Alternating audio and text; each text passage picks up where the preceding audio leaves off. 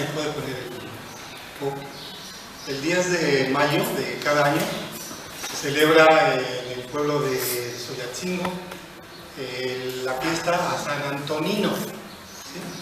Esta fiesta consiste pues, en una ceremonia religiosa en la que la imagen tiene misa, se hace una serie de celebraciones y posteriormente sale a la plaza principal donde se lleva a cabo una ceremonia que es la festividad del trigo. Esta ceremonia se conoce como el lunes de trigo o el lunes de la bendición. Las ceremonias se realizan una el día 10 de mayo, que es el día del festejo de San Antonino, y la otra el día lunes de mayo, posterior a la celebración.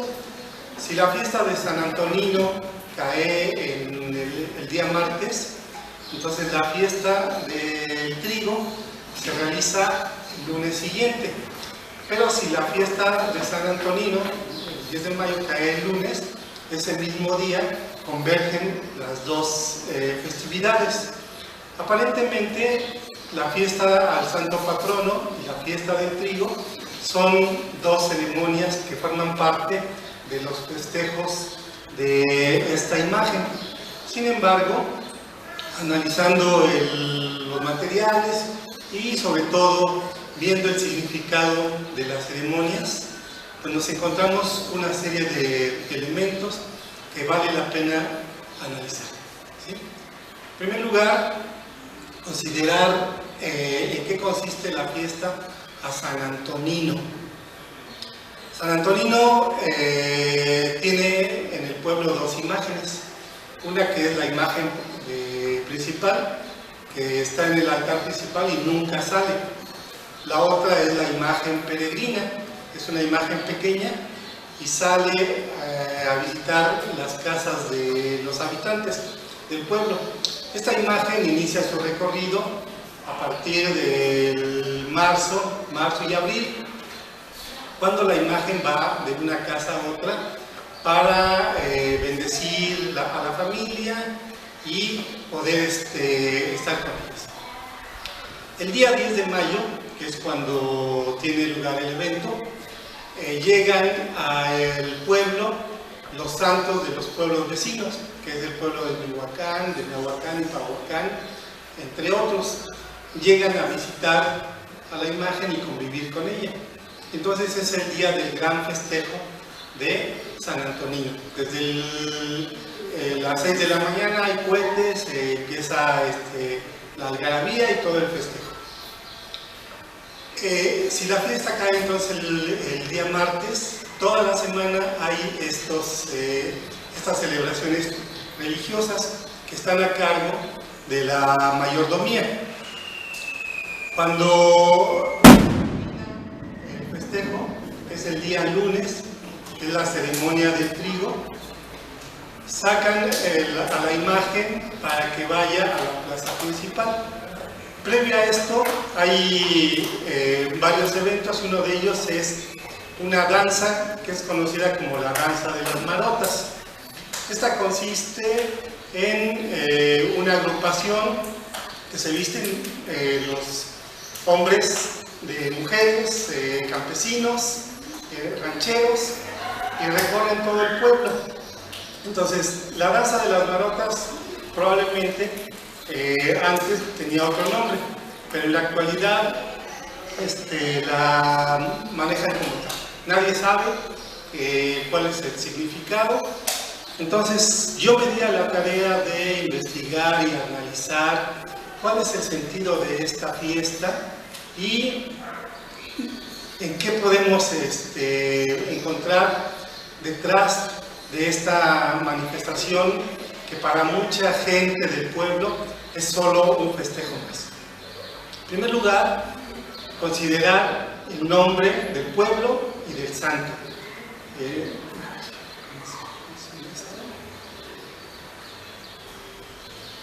En los documentos encontramos que el pueblo tiene 3 nombres.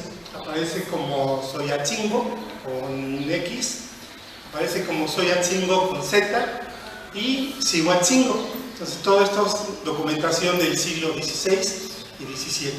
Son tres términos en náhuatl que podrían significar lo mismo y pudo haber alguna confusión fonética. Sin embargo, cuando uno analiza los términos, pues se encuentra que hay diferencias enormes y que los significados nos llevan a las características de los lugares. En primer lugar, Xoyatzingo, el término Xoyatl se utiliza para designar a una planta muy olorosa, que además de eso tenía propiedades medicinales y se utilizaba con fines rituales.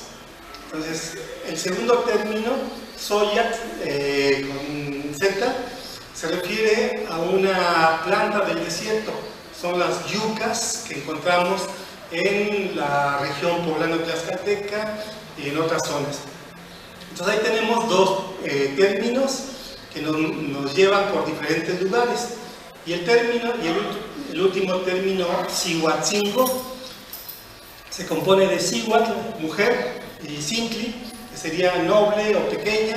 Entonces es el lugar de las mujeres pequeñas. Los tres términos, Xoyatzingo sería el lugar de las hierbas olorosas, Xoyatzingo el lugar de las yucas, y Cihuatzingo el lugar de las mujeres. De estos, ¿cuál sería el término que estaría vinculado con la población? Hay un término que vamos a descartar, que es Xoyatzingo con Z, porque en la región de los volcanes no existen yucas.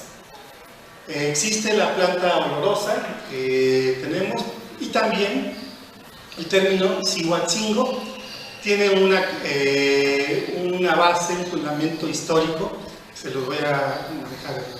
Entonces, los dos términos, el primero y el último, están vinculados con la población.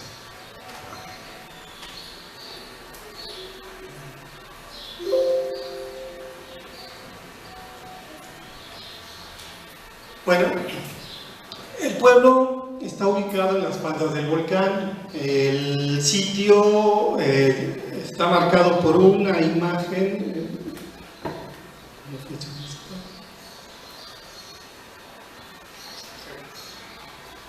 Bueno, aquí aparece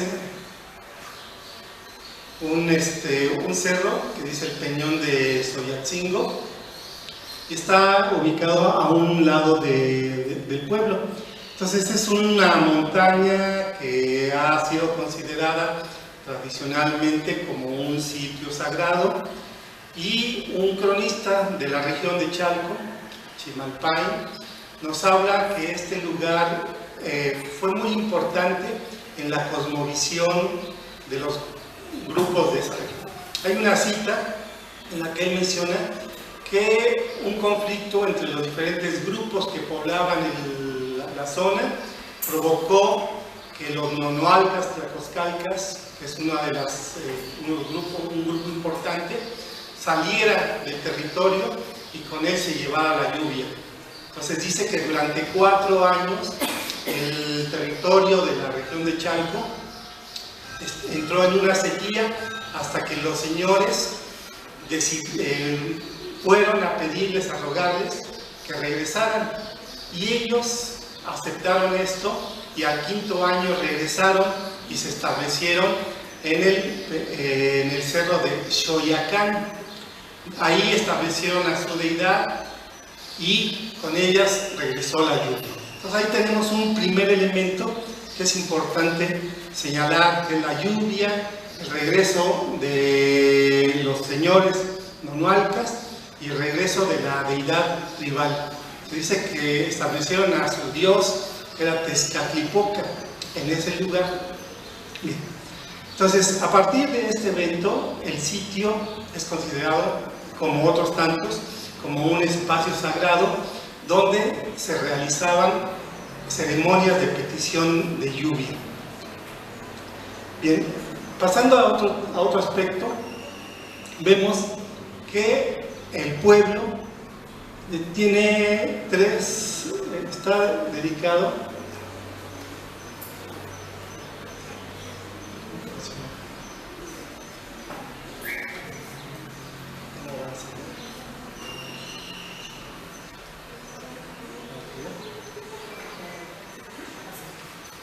bueno, ahí tenemos el cerro el cerro de Xoyac.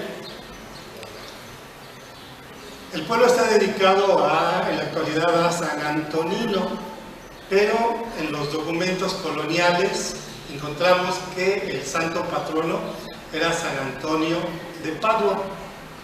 ¿Sí? Entonces la pregunta es, ¿en qué momento se cambia este patronazgo?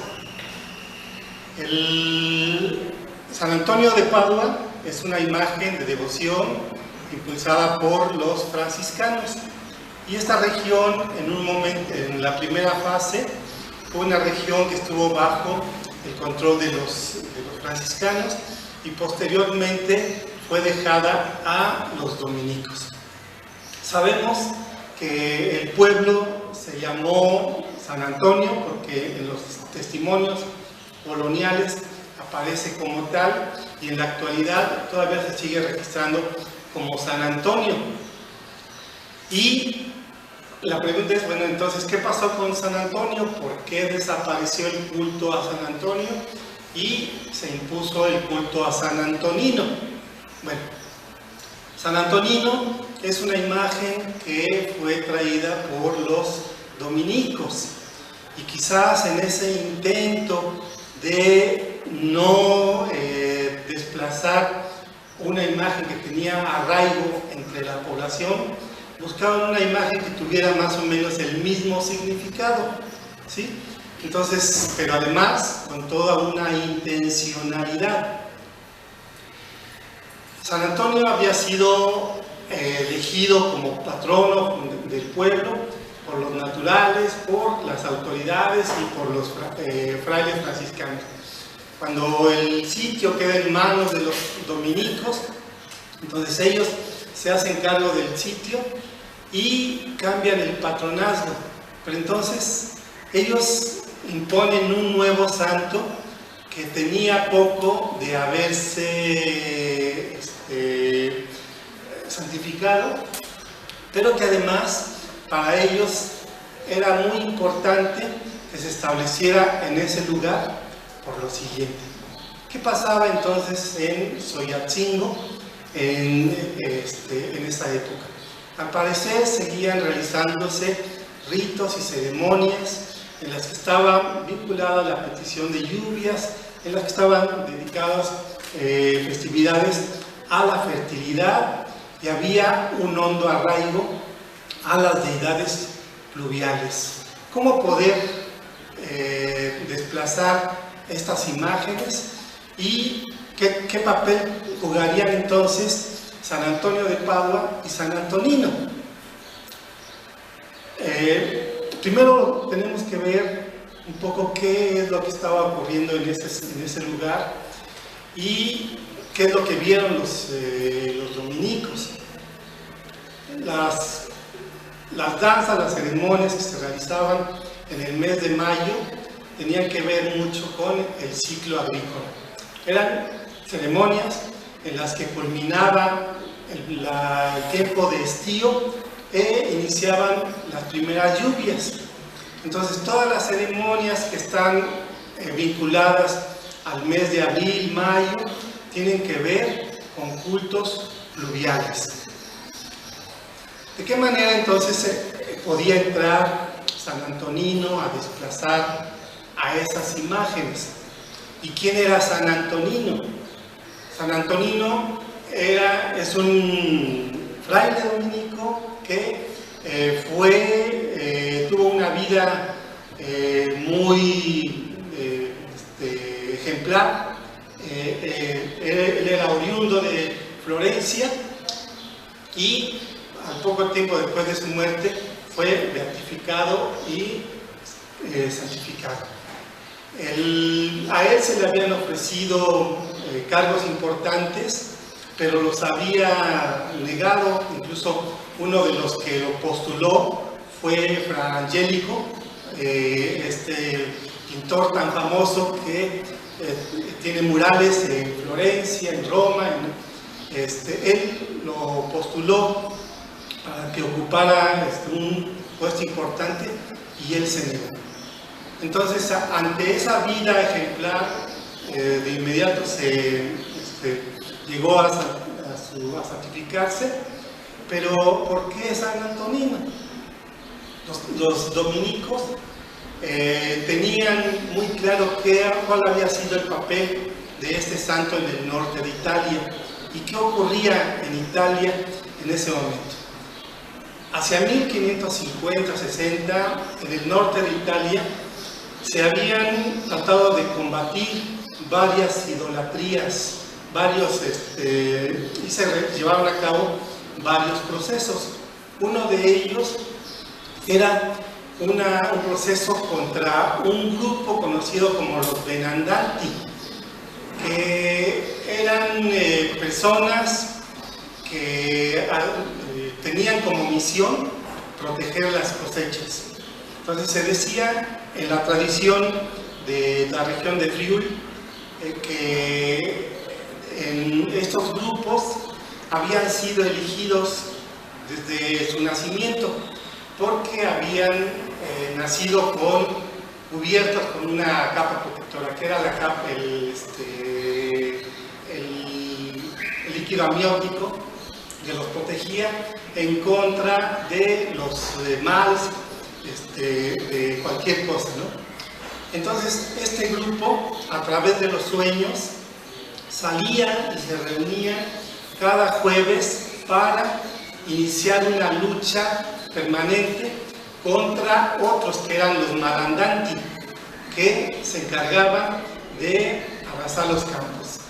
Entonces, esta lucha constante entre Benandanti y Malandanti era la que los dominicos habían combatido en el norte de Italia y que habían hecho de su trabajo misional como un trabajo importante para acabar con todos aquellos que provocaban las malas cosechas. Si los Benandanti lograban triunfar, quería decir que iba a ser un año de buena cosecha. Si los Malandanti triunfaban, entonces era un año de sequía.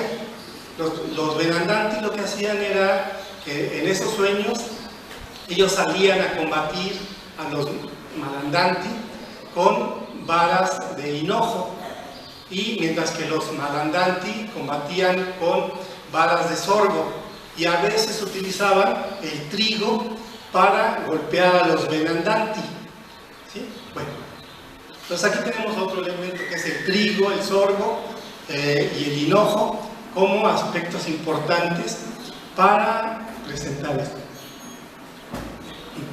Bueno, entonces San Antonino estaba empapado de toda esa cultura popular del norte de Italia, y seguramente los dominicos, cuando llegan a la región de Soyatzingo, al ver todas estas ceremonias que se realizaban, encontraron idóneo sustituir a una imagen que habían impuesto los franciscanos, que era San Antonio de Padua, y colocar a su imagen patronal, que era San Antonino.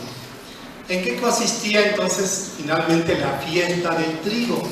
La fiesta del trigo en la actualidad se forma un campo de trigo, una especie dividida en 4 secciones, con una montaña de trigo, se le coloca una cruz y se espera la llegada de San Antonino, que salga del templo para recorrer el campo.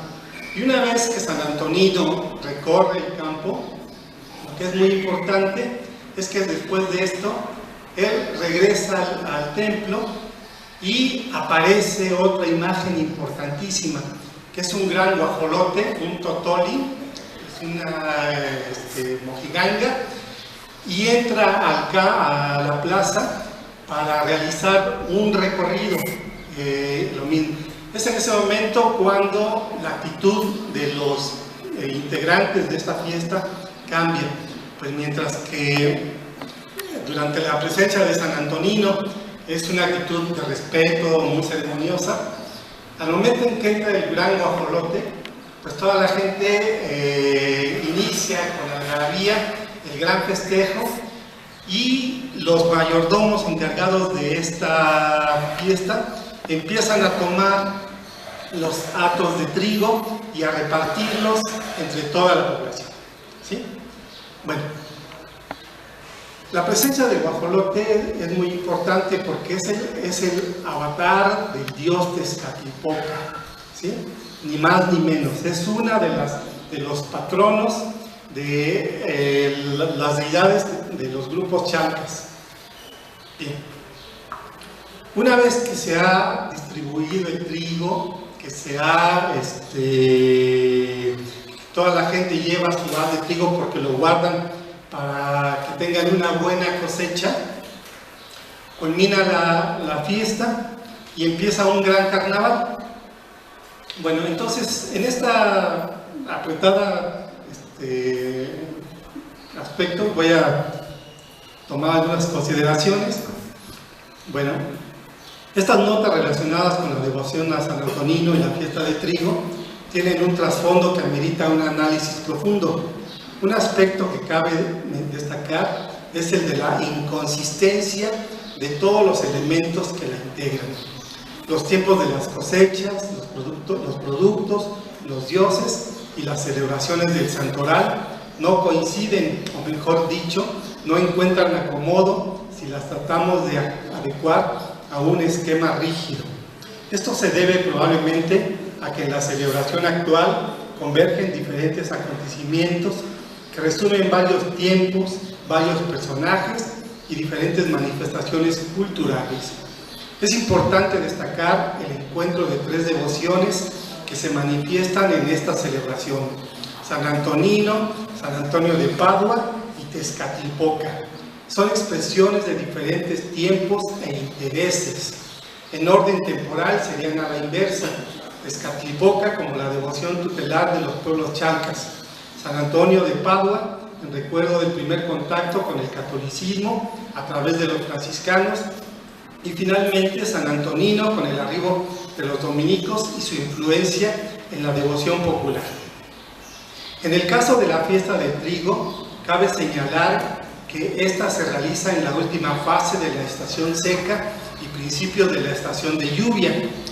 En las fiestas prehispánicas coincidía con la primera fase del inicio del año, con las fiestas dedicadas a dioses creadores, con deidades del viento y las primeras lluvias. Si bien en estas veintenas no estaba presente Tezcatlipoca, es probable que se incorporara a las celebraciones porque de una u otra forma regía el tiempo de sequía, aunque también cabe la posibilidad de que se incluyera extemporáneamente. La fiesta del trigo es la fiesta de la cosecha. Si bien en la época prehispánica estaba vinculada al maíz, en la época colonial pudo haberse incorporado el trigo como uno de los productos importantes que dio cuenta del avance de las haciendas y su producción. A esto hay que agregar el bagaje cultural traído por los dominicos en la relación relacionados con San Antonino, con el trigo. ¿Sí? Entonces, el trigo tenía entonces un carácter maligno si consideramos que este era utilizado por los malandanti, por las brujas. ¿Dónde está pues la acción benéfica? Esta se encuentra al momento de bendecirlo. Es el momento en que el trigo se bendice cuando queda protegido.